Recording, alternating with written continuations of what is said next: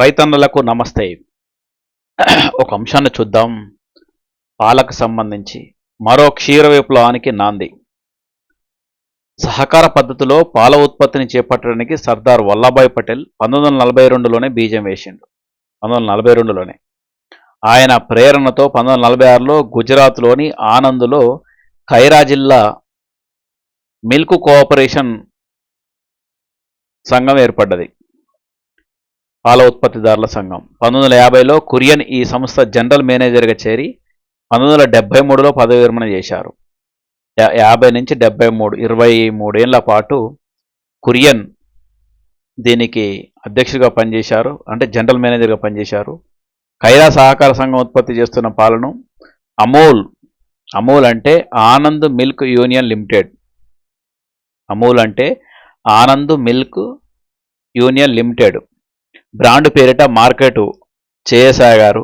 గుజరాత్ సహకార పాల మార్కెటింగ్ సమాఖ్య ఆ బాధ్యతలను చేపట్టింది. దీని కింద 18,600 గుజరాత్ గ్రామాల్లో 36 లక్షల మంది పాడి రైతులు సభ్యులుగా ఉన్నారు. వారిలో అత్యధికులు మహిళలే. నేడు జీసీఎంఎంఎఫ్ తాను విక్రయించే పాలపై వచ్చే ఆదాయంలో 80 నుంచి 85% సభ్యులకే అందజేస్తుంది యూనియన్.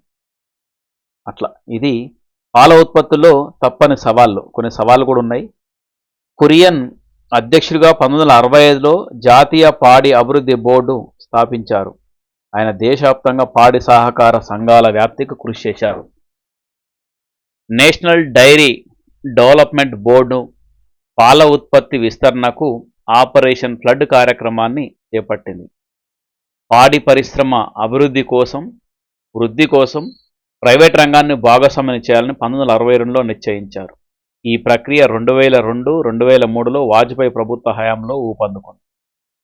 సహకార సంఘాలు, ప్రైవేటు కంపెనీల కృషితో 2022 కల్లా భారత్ 22.1 కోట్ల టన్నుల పాల ఉత్పత్తి చేసింది.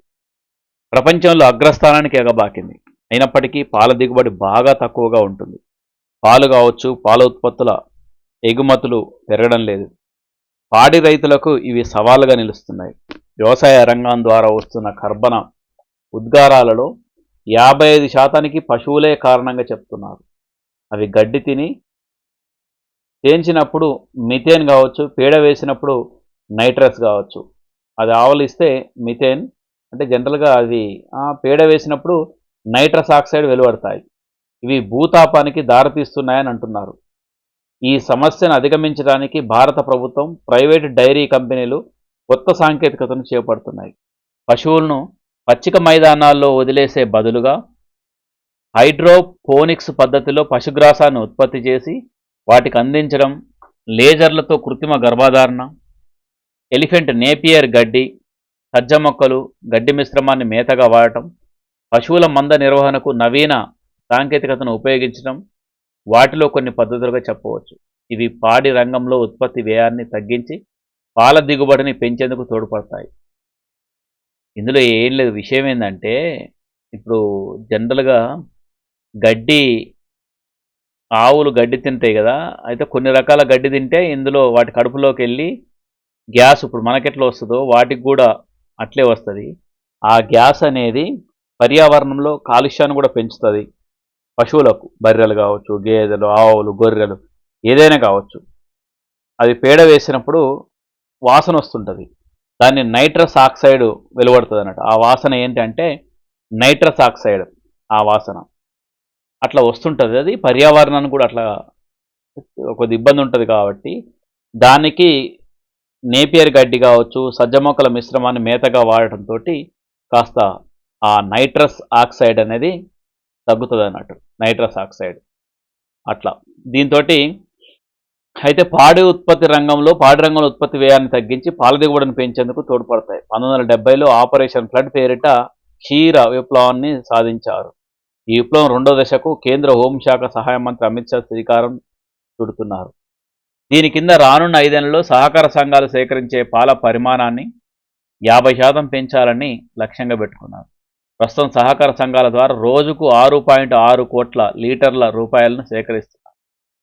ఆపరేషన్ ఫ్లడ్ 2.0 కింద 10 కోట్ల లీటర్లకు పెంచదలిచారు. ఉపాధి అవకాశాల విస్తరణకు, మహిళా సాధికారతకు ఇది తోడ్పడనుందని సహకార శాఖ భావిస్తుంది. గుజరాత్, కేరళ వంటి కొన్ని రాష్ట్రాల్లో పాల సహకార సంఘాలు 70% గ్రామాలను చేరుతున్నాయి. చాలా రాష్ట్రాల్లో 10 నుంచి 20% గ్రామాలు మాత్రమే సంఘాల పరిధిలో ఉన్నాయి. ఈ లోపాన్ని సరిదిద్దడానికే నేషనల్ డైరీ డెవలప్మెంట్ బోర్డు నడుం బిగించింది. రానున్న 5 ఏళ్లలో 56,000 కొత్త బహుళార్థ సాధక సహకార సంఘాలను నెలకొల్పదలిచింది. పాల సేకరణ పెంచాలని తలపెట్టింది. కొత్త డీసీఎస్లో అత్యధికం ఆంధ్రప్రదేశ్ కావచ్చు, ఉత్తరప్రదేశ్, రాజస్థాన్, ఒడిశాలు ఉన్నాయి. దిగుబడిలో వెనుకంజ ఏంటో చూద్దాం. ప్రపంచంలో పాడి పశువు నుంచి సగటు పాల దిగుబడి 7.2 కిలోలు.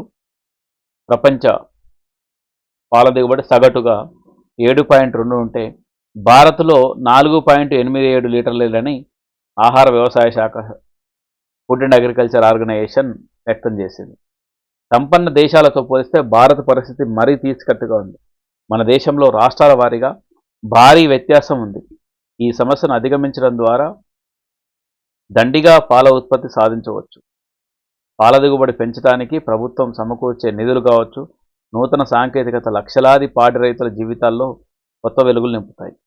క్షీర విప్లవంలో 2వ దశ బాలలకు, పాడి రైతులకు, గ్రామీణ మహిళలకు వరప్రసాదం కావాలని దానికి ప్రభుత్వం కూడా కొన్ని కోఆపరేటివ్ సొసైటీలు ఈ విధంగా పాల ఉత్పత్తులను అధికంగా చేపట్టి, ఎందుకంటే పాలలో కల్తీ